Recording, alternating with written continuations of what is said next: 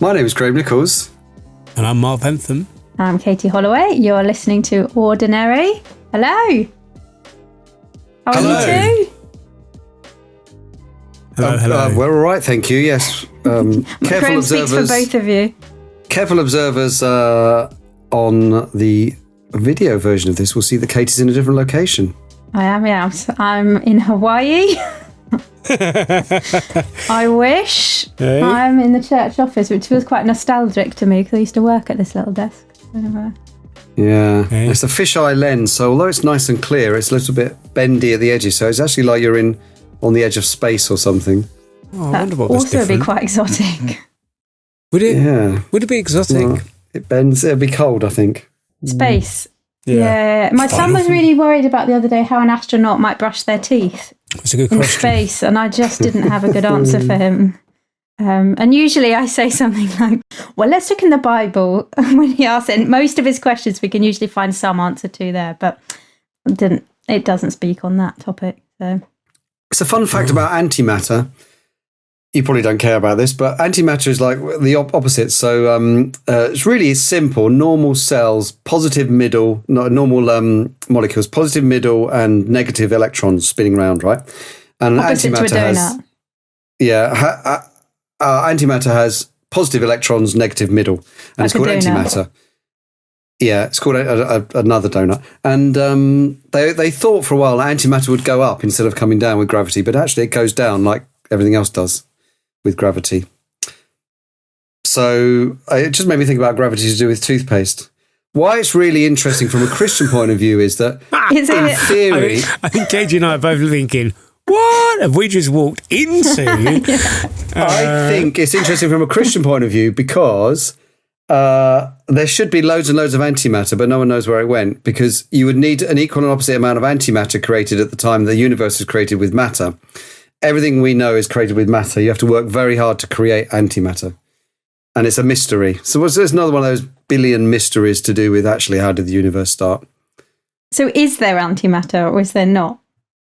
Theoretically, there is. You can make it. You can make it.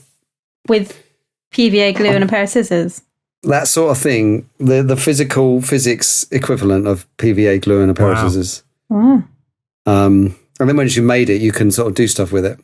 And that all I came think, from Dear Harvey just asking whether a spaceman can brush his teeth. It's also with gravity, you see, because I'm thinking his problem would be that the toothpaste would go upwards. Yeah.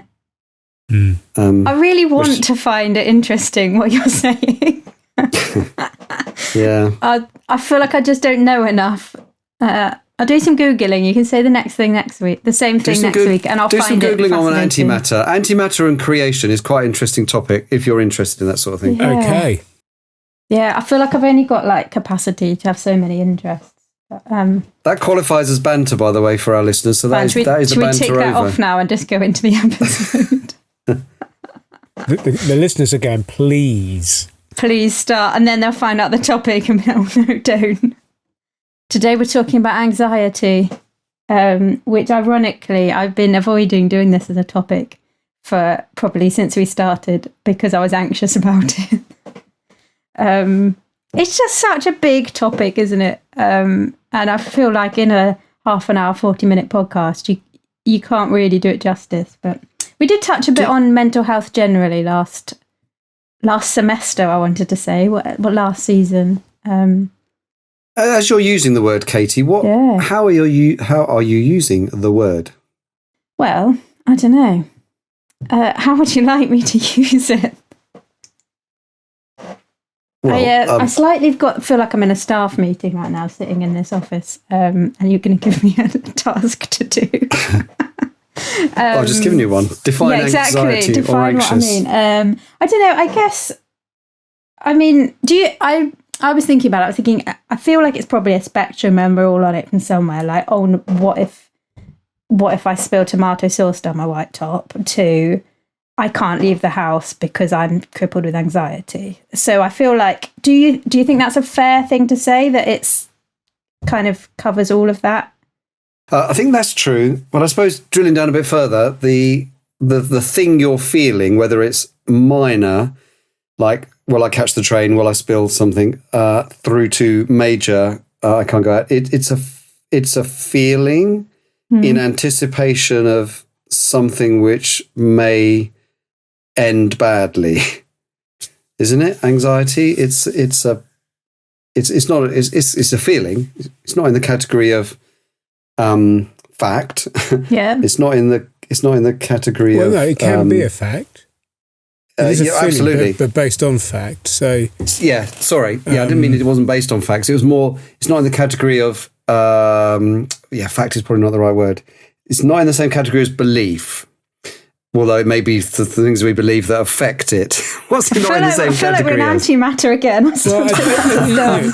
And the bottom line is we all experience it, don't we? So whether I get it at the range of it's a mild fear, or the extreme where it runs amok and I've got OCD and I'm unable to leave the home, we all experience anxiety on some level.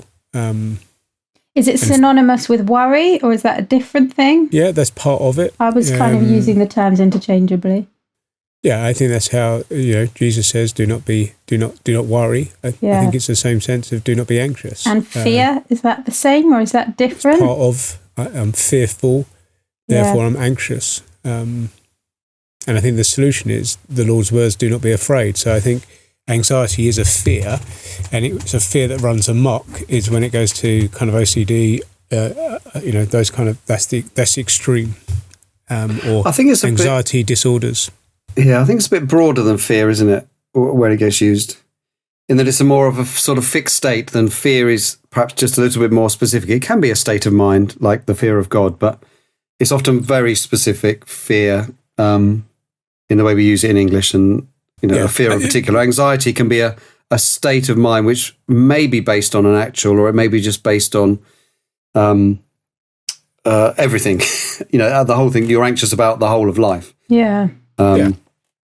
Which may be that you fear going out of the house, or you fear a particular thing that you've got to go through. But it may just be a feeling of everything. But the fear is what drives the anxiety, isn't it? They're intertwined in that sense. Yeah. Or a whole load of fears that drive an anxious state. Yeah. And let's face it, we live in a fear world. There are reasons that I should be anxious. There is stuff that I should be anxious about and concerned about that will make me anxious. Living in a broken world that's fallen. It's not always wrong, is there? Like, for instance, if my child's got a very high temperature, it's right that I be worried about that to the extent that I take some action, i.e. look after them, keep them home from school, give them some medicine. Maybe take them to the doctor. Like, that's, if I was completely unconcerned about that, that's not. So I guess the goal is to never worry about anything, right? That can't be a good way to live. But then there's worry and there's worry. I don't think that's a biblical way, because there are things that I should be fearful of. In terms of I should be rightly, fearful for the salvation of the lost. That might make me anxious. It's then what do I do with that? Yeah. And where I go with that. It's not always. I think anxiety is not always wrong, and actually, the Bible doesn't ever describe it as in that way. It never really puts it in that category of high-handed sin. It puts it more in the category of our frailty and weakness. It's not in the do not be anxious. It's not one of the 10 Commandments. It's in the arena of part of being a fallen creature who will have those moments. So is anxiety not a sin? I feel like I've read and or heard it called a sin quite a lot. You're saying it's not a sin or never a sin? Or I think it can have aspects of sinfulness, and it can be sinful. But I think that's why I think how the Bible often describes it's more in the category of weakness rather than sinfulness. So when the command comes, do not be afraid. It's not in the sense of do not do this. It's a sense of do not be afraid because I'm with you. It's that kind of, that's how the comfort comes attached with the promise. So I think we've got to be careful to. I think there are times when it does morph into sinfulness because of what I'm fearing, and whether it's become self-centered. But I don't think it's always sinful. And I think to always say you're anxious, you're sinful, I don't think is right. Yeah, that's helpful. I don't think sin is a helpful category for it either way. In the sense there may be sin's part of it, but you could still say it's not what Jesus wants for you, which is not quite the same as saying it's sin. Yep. Because I don't think fear is sin, but it is something God calls us away from. So say the fear of man, you could say, well, I'm not sinning. There may be aspects of it that are sinful, but the kind of where I've landed may not be sinful as such, but it's not desirable. Yeah. So I think there are plenty of texts about not being anxious as much as there are about not fearing. But both Jesus, in terms of particular anxiety about food and clothes, but also Paul in Philippians about not being anxious, but cast all our cares on him because he cares for us, and that deliverance from anxiety that we expect in the gospel. So it's probably not as simple as saying, well, if I'm anxious, I'm sinful. But it is worth saying, if I'm anxious, why? And how can I try and develop a deeper trust in the Lord, where I'm still motivated to do things by fear of consequences, my child being run over, my child being ill, or fear of running out of money. All those things might make me do something, and they might make me anticipate a disaster, which may genuinely be coming. Whether it's a financial disaster or a health disaster or something, it's not wrong to anticipate that would happen. It's the anxiety is that sort of being given over to a worry. So I ended up using the word anxiety again almost, but a fear which doesn't place God on the throne, but puts ourselves as a victim of a whole load of circumstances, and it mistrusts that God is going to help us through it in some way. And maybe like an over concern rather than concern. Yeah, that would be another way to do it. But what anxiety does, though, isn't it? It tempts me to sin, because what it tempts me to do is to put my trust in something else other than the Lord. Yeah. There's a suffering side to it, but it also tempts me to sin in that way, to behold something else other than the Lord in that moment. Yeah. Can you give an example of what that might look like? So I may be rightly concerned about finances, and I might be tempted to sin by putting all my confidence and hope in my savings or in building my ability to save more and more. Now, that's not to say savings is wrong, but actually where my heart shift has gone there is to trust my savings rather than to trust the Lord and his provision and his care of me, and that the Lord will walk with me through this and provide in some way. And that's where the temptation goes. The temptation goes, I'll worry, I've got to find the solution, rather than actually I'm going to be trusting the Lord for his provision and seeing his provision. And that's where it gets really hard with the subtlety of at that level, because, well, we're not saying savings are wrong, but actually we know it doesn't take long for us to diagnose our hearts. We know often that actually what we're really putting our confidence in is the fact that I've got X amount of money in my savings rather than I'm trusting in the Lord to provide. Yeah. And that if the saving was to go, that's the test, I know I'd panic and worry and fluster because I ultimately don't trust the Lord. Yeah. Yeah, interesting example. We were talking about flying yesterday in staff meeting, and the fact that some of us fear flying and some of us love it. Mark loves flying. I'm a bit more of an anxious flyer.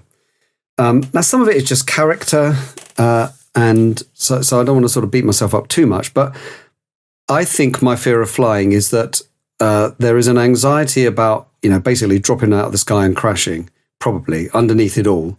And also, I don't like heights very much, so there's a kind of sensation that I don't love. But a lot of it is just fear of dropping out of the sky and crashing, I think. And when you really drill down, what you're really saying is you don't trust God to look after you in this context, because it's one that you're completely out of control in. So although you've got more chance of dying in a car, so the rational would be saying, I should be much more anxious when I'm driving my car on the M25. The controller in you is kind of saying, yeah, but I've got some agency there. Yeah. And so I'm trusting myself So flying is a good faith test in terms of it's trusting the pilot, of course, and the whole engineering team and everything else, but it's ultimately trusting God in a way that just forces you to have no agency because you have none on a plane.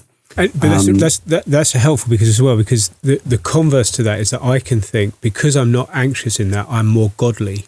But actually, it's a temperament, and it's just where the fear isn't working out. So it doesn't mean that therefore I'm actually. It's not that I'm therefore flying and trusting the Lord to protect and watch over me and care for me. It's just that this isn't an area where I'm concerned because it's just not just doesn't resonate for whatever reason. And so I think because sometimes we can begin to think actually, I'm godlier in this area, but the truth is I'm just as not trusting the Lord in that moment. I'm just kind of enjoying the experience rather than trusting His provisional protection in that way. Yeah, and I actually find it much easier to trust God in those things, but I have no control compared with the things where I've got responsibilities. Yes. I think that's why it's not straightforward, as in anxious people are not always timid people. Sometimes very confident people can be anxious because it's all to do with the kind of mixture of temperament, but with circumstances and particular things that you're facing, I guess. Yeah. Well, and there's biology involved as well. There's evidence of, for some, you could be completely anxious because you've got a medical condition, your thyroid's out of whack. That will create anxiety. There is a genetic. I know that my grandfather was a worrier, my mother was a worrier. It's not a surprise that therefore there's just a disposition within the family line genetics that kind of expresses itself. That's not to excuse it, but it's just part of the wire of who one is. Then you have temperament, character, then situational comes in on that. So all those factors are at play. So just because someone isn't a warrior doesn't necessarily make them any godlier, because actually they may not be expressing trust in the Lord, but and we are odd beings, aren't we? Because, what fears me won't fear you, and you'll be looking and go, well, why are you fear of that? And we kind of get ourselves in kind of pickles over certain things, and others again, why are you even concerned by that? And some things I kind of call it false anxiety, where it feels like anxiety and it's not. For instance, if I've just had a cup of coffee, sometimes I'm like, I feel so anxious. Why do I feel? I'm not anxious. It's caffeine. Which so you can, those kind of things, and also as women, menstruating women, your hormones change. And at certain times, why is this bothering me now? And it 2 weeks ago didn't. All of that kind of thing. So I think it's helpful just to fear. Sorry, I can fear the fear. So I begin to fear that I might be worried, or fear that I will be worried about the worry about the worry.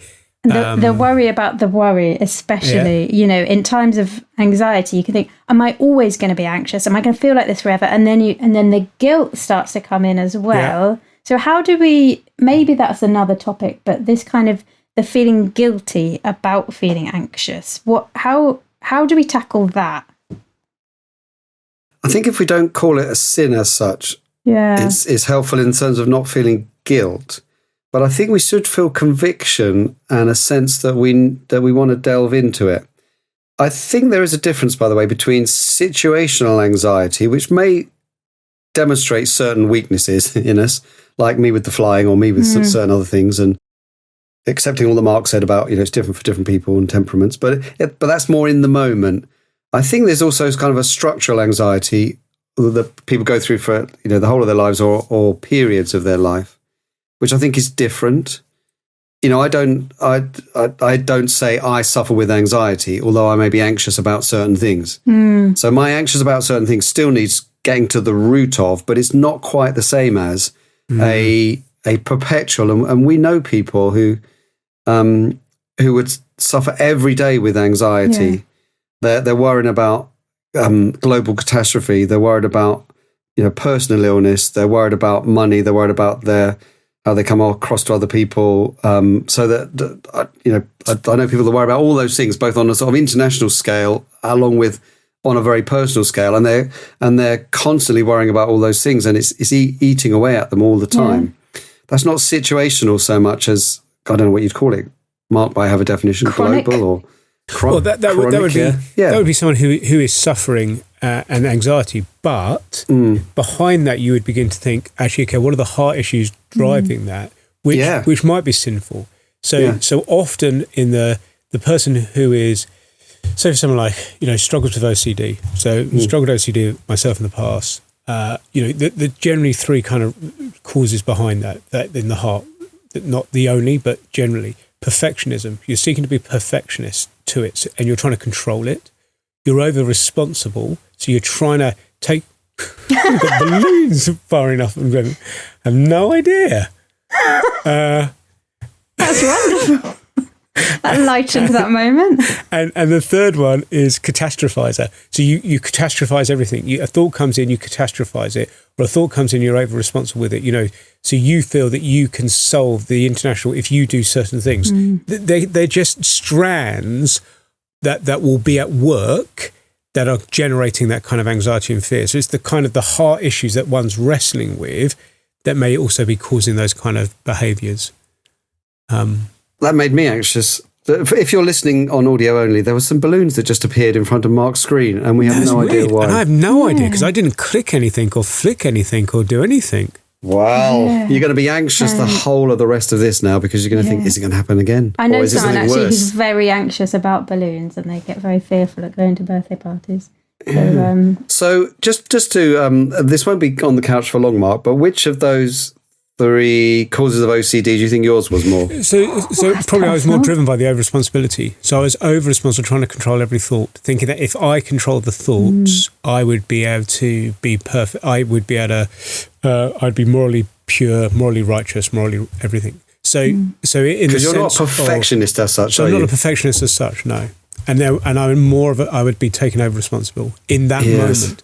But at other times, that wouldn't be my character. So that's where it's kind of a quirk. So if I said this to my wife, we were talking about this the other day. She was like going, well, you're not a perfectionist. Definitely not.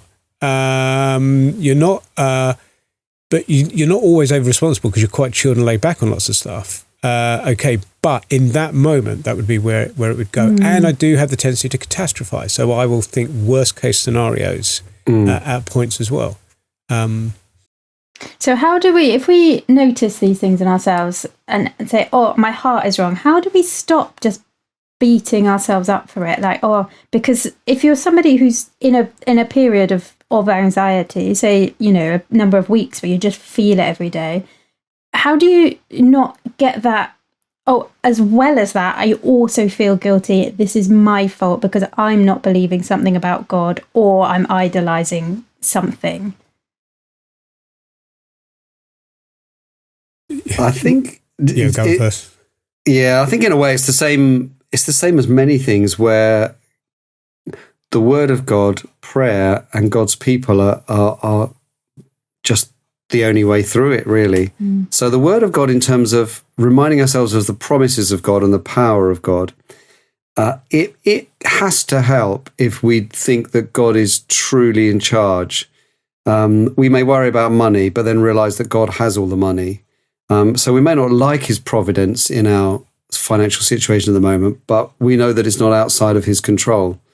Or the promise that we will persist and will make it to glory means we don't need to be anxious about our eternal security.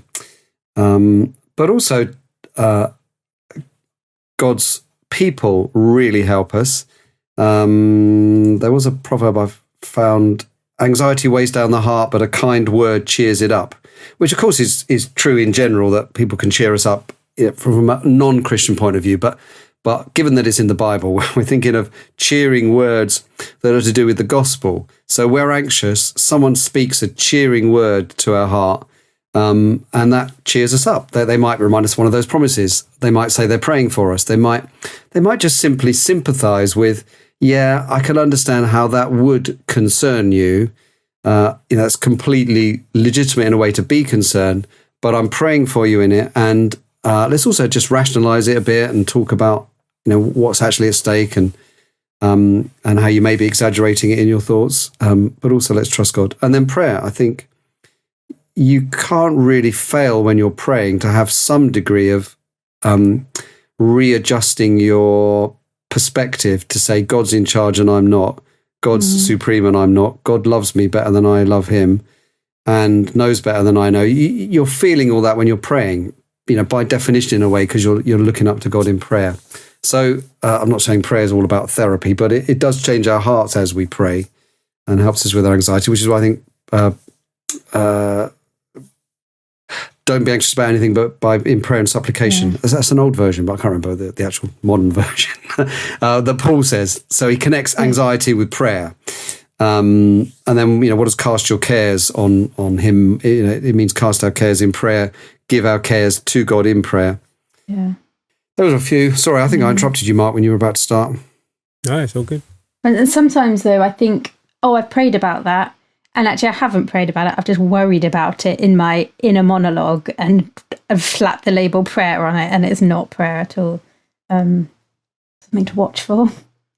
Yeah. Do you think there's a difference between prayer and internal monologue then? Yes. I feel like I'm assuming there is, but I'm just like internal monologue. Well, I'm always. Do you do that? There's always a running commentary in my head all day. I feel like everyone is, but of course, I've never been in anyone else's head, so I don't know. Well, Paul Tripp says we talk to ourselves all the time. So the question is, what do we say? Exactly. So it's usually just going round or directed at myself, but then prayer is when I'm praying to God up there, as if he's in the ceiling there. Yeah, it is why sometimes praying out loud is helpful. Yeah, I have a writing mixture. them out as well. I think I've got less good at praying silently as I've got older, which is weird, I suppose. Mm. Maybe my mind is less structured, or I'm more anxious, or something. Whereas because you've got this internal monologue going on, sometimes praying out loud, this is in personal prayer, it is helpful because it kind of structures and what you're saying, as opposed to having 3 or 4 conversations going on in your head where you may be praying, but you're also processing a few other things at the same time. It may be nothing to do with age. It may just be to do with having lots of different responsibilities at a particular point and processing those a bit too much. I'll do a survey. I'll find out if that's to do with age or not. Are there any models in the Bible for how to deal with worry or anxiety, like maybe in the moment or in like a more chronic situation? Well, I think Graham's spoken of them, which is, at the end of the day, it is seeking to move that trust to the Lord and away from my own fears and anxiety. That's the big switch. Which what we're talking about is easy to do on one level when we're in within the normal realm of anxiety. When that moves into the chronic anxiety, run amok, as it were, OCD or general, anxiety disorder, that's much harder to do because one is flooded. And so at that point, you've got to try and slow it down and just make those simple steps of trying to trust the Lord in that moment. And some of the other stuff we would want to be doing is unable to be dealt with at that moment. You've just got to deal with the flood before you kind of then deal with the tributaries, the other issues that are going on. Because I think the model of the Bible is Paolo is really helpful. David Pallison, the late David Pallison, he kind of has 6 steps. One is that you recognize that you are anxious. You just acknowledge it before the Lord. I'm anxious. I'm fearful. Whatever it is. Then you list out what you're worried about. You just kind of write it down. And I think he thinks that you normally don't get to more than 12 or 13 real big worries. And you're kind of working out. I could give him a run for his money some he days. says more than real 6. And, half the list is kind of not on your to-do list. Half of it's just not worth worrying about. And some of the stuff you just got to deal with. And then he says, you work out the very good reasons. Some of those are really good reasons to be anxious and fearful. But as Graham says, actually in the Lord, we have even better reasons to trust him because he walks with us. We don't need to be afraid or alone. He has better reasons to trust him. So Philippians 4, the Lord is near, which is the immediate bit before it goes into that sense of do not be anxious and pray. And then after that, the fourth one is what's hijacking your heart at that point? What is it that you're actually, is it financial security? Is it the fact that you're worried about you getting married? Is it you're worried about your health? Is it you're worried about whatever it is? What's the desire? What's the fear? What's the pride? And you repent of that. and you have that honest conversation with the Lord, you talk it through with him, you're praying that actually what I'm desiring, wanting more at this point, fearing more, is that, then I'm trusting your promises. And then you just get on and do what you need to do today. You kind of take the next step. And I think they're just helpful ways of seeing the biblical pattern of you're recognizing, you're talking with the Lord, recognizing his promises, he's bigger. You're recognizing actually what's happening in our hearts, and then we're repenting of those and moving towards the Lord. Now, that is true for that's what you want to do with a chronic anxiety. It'll just be harder to do in the moment of heightened fear and anxiety. But it's the same process. What's hijacking the heart that you want to repent of, and what do I need to trust the Lord for instead of what I'm desiring? Yeah, that's really helpful. You get it in longhand in the Psalms, don't you? I was thinking about the Psalms, Nearly all the Psalms resolve. Just one or two of them end in darkness, but or something you're not quite sure about. But pretty much the normal pattern is, and in the anxious type of Psalms rather than the pure kind of praise Psalms, is there's a kind of problem stated and worked through and reminder of the promises of God, and then often a kind of note of praise that ends. So it's although Mark's friend, deceased Paolo, as he calls him, has gone through that model. It's a biblical idea where you rehearse the problem before God. David often talks about his enemies and how they're plotting against him or whatever it is, and kind of works through that, or he sees their success and his failure and so forth. But then reminds himself of God's promises, what God has done in the past, and those sort of things, and that leads to often a resolution of praise and confidence as the psalm ends. So often taking some of those psalms, working through them is helpful, as well as kind of working through the model, or use them as an accompaniment to kind of that sort of model of naming them. And so this is not unusual. What is uniquely Christian about this is not just sort of naming and owning and understanding what's making you anxious and being more rational about some of the things. It's the things that genuinely are to be feared are not to be feared. Because you could do all the rational stuff, but you still end up, there's still one or two things that genuinely I should be anxious about. Anyone with a rational mind should probably be anxious about, world peace and not so much global warming, but some kind of climate damage or political instability. You should be anxious about that. Anyone should be anxious about getting a fatal illness, which we all will get if the Lord doesn't return first. So rationally, why wouldn't you be anxious about that? So you can only pare the list down so far. Thanks, Graham. Until you get to things that are inevitable.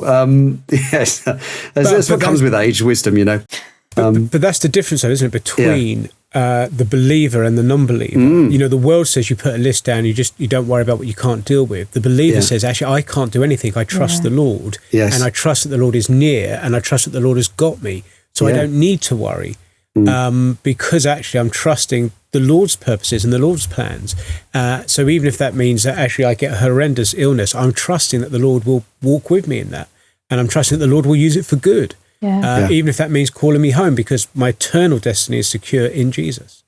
And what I notice about lots of the Psalms, actually, especially David's Psalms, is he doesn't start with his problem. He starts with God, and he says, God, you are like this. And he kind of lists some attributes of God. And then he goes into the problem, which I think is so different to the way I pray. I'm like, God, here's my big problem. Let me describe it for 20 minutes to you. And then I'll be like, here's a promise that you made, like, help me to believe it. I wonder if we just flip it around sometimes. No, but just to answer your question, you said earlier about how do we alleviate the guilt?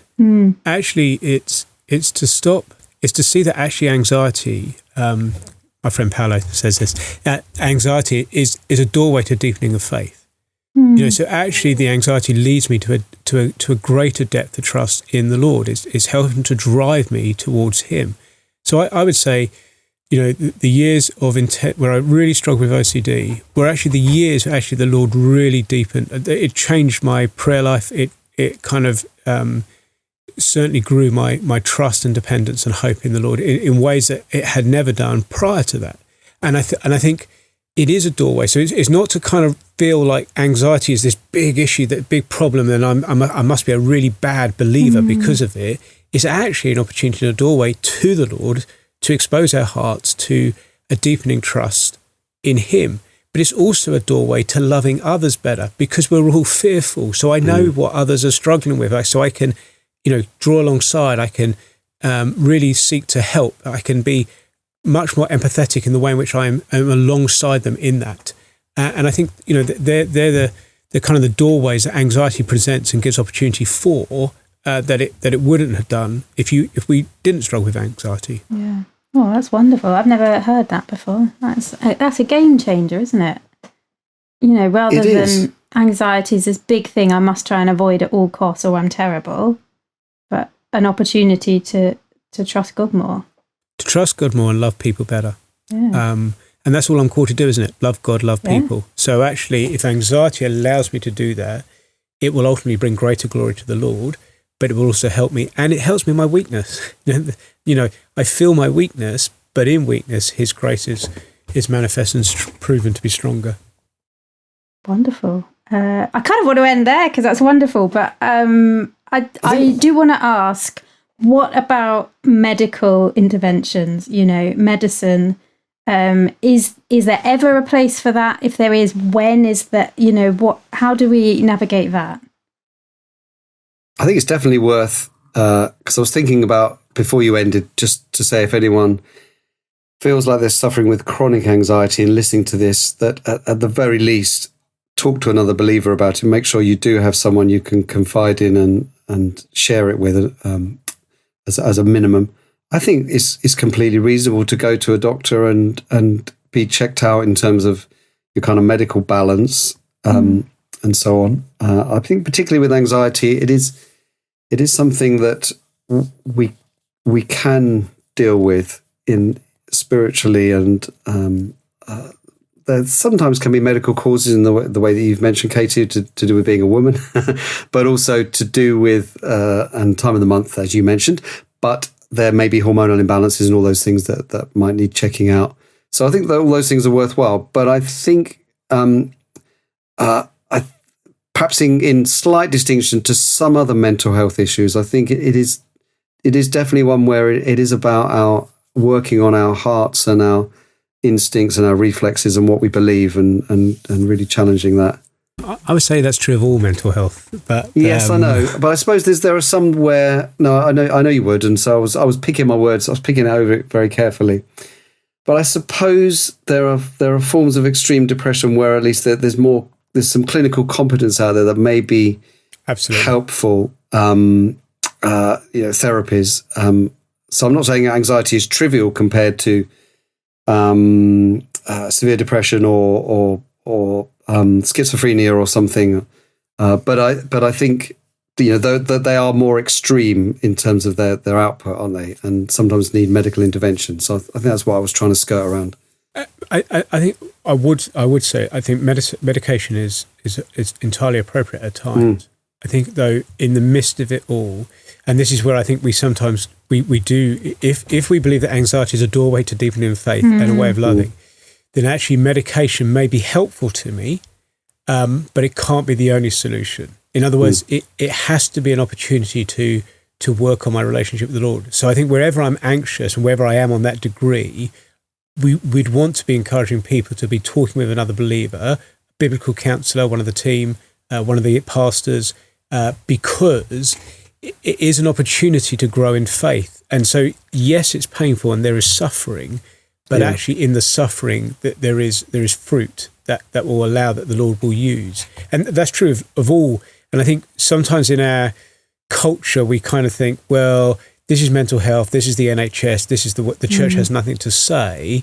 And I think the Bible has lots to say. That doesn't mean that we don't use the NHS and provision that the Lord has, as Graham says. There's great competencies there, but that's never at the expense of also finding biblical wisdom and help that kind of goes alongside that.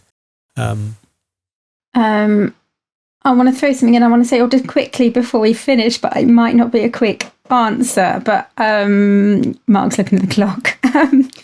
Does the devil have a role to play in this at all? Especially, I'm thinking things like intrusive thoughts, or just the constant jabbing of things. Like, I don't want to overplay this, but do we underplay maybe the role of the devil in things we're worrying about?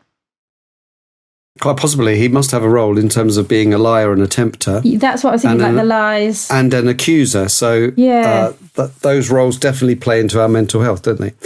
The temptation, the lying, the slander against us. So all those things would play. So, the devil is active, and it's a good reminder. Yeah. So how do we combat that?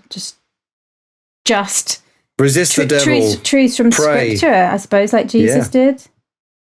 Like all these things, you don't want to over spiritualize, so you don't want to make it into everything. But we recognise that we live in a fallen world, and the devil is active. So there is a spiritual battle that is going on, and the answer is, as you say, I keep moving towards the Lord and trusting Him and His purposes, and I'm praying against for protection. I'm putting on the armour of Ephesians 6. Yeah. But we don't want to go to the other extreme, which then says mental health equals a spiritual satanic attack. Yes, that's not true.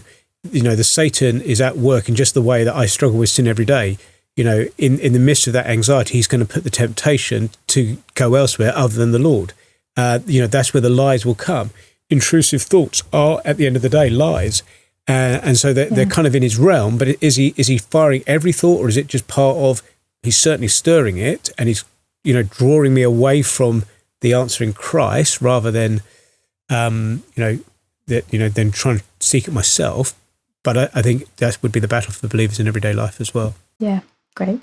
We've got to recommend some books, right? What are some good books on this topic? I'm really sorry about the squeaky chair. I need to sit still. I'm going to be told off by our producer. Let's go. So, Ed Welch has a little small green book of anxiety, which is really helpful. 31 Meditations. There's Tim Lane's book, How Not to Worry. This is a helpful, simple kind of booklet on it. There's this 31 Meditations for Anxiety, Knowing God's Peace by Paul Torches. How do you say that? Touches? How do you say that? Tortgas? I don't know. Something like that. They would be probably the big go-tos. Yeah. I was thinking of Running Scared. Yeah, I was just going to say that one. Running Scared by Ed Welch is really helpful. Yeah. Really helpful. For women, Linda Dillow's Calm My Anxious Heart is really lovely. Even if you're not anxious, read it. It's a lovely devotional book. Although you probably are if you're a human. John Piper's Future Grace, I don't think particularly is necessary talking about anxiety, but it's really helpful on the topic.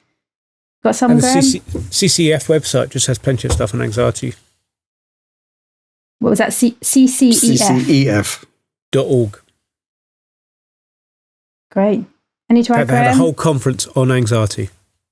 I think you've mentioned all the ones, but I'm not so good at recalling books on demand like Mark is. That's fine. I recommend the Bible. Yeah. Good one. Yeah, it's all right. I read that.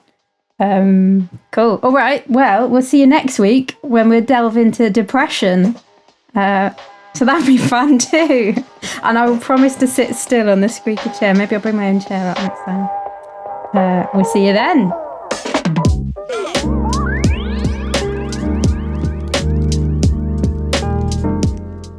You've been listening to Ordinary, the podcast seeking to help ordinary Christians live for Christ in everyday life. If you found this helpful, please do share with a friend. Come and find us on social media. We'd love to have you join our conversations. You can find us on Twitter @OrdinaryCCHH, on Instagram @OfficialOrdinaryPodcast, and on YouTube @OrdPod. That's ORDPOD. Or you can email your comments or questions to ordinary@cchh.org.uk. We'll see you next time.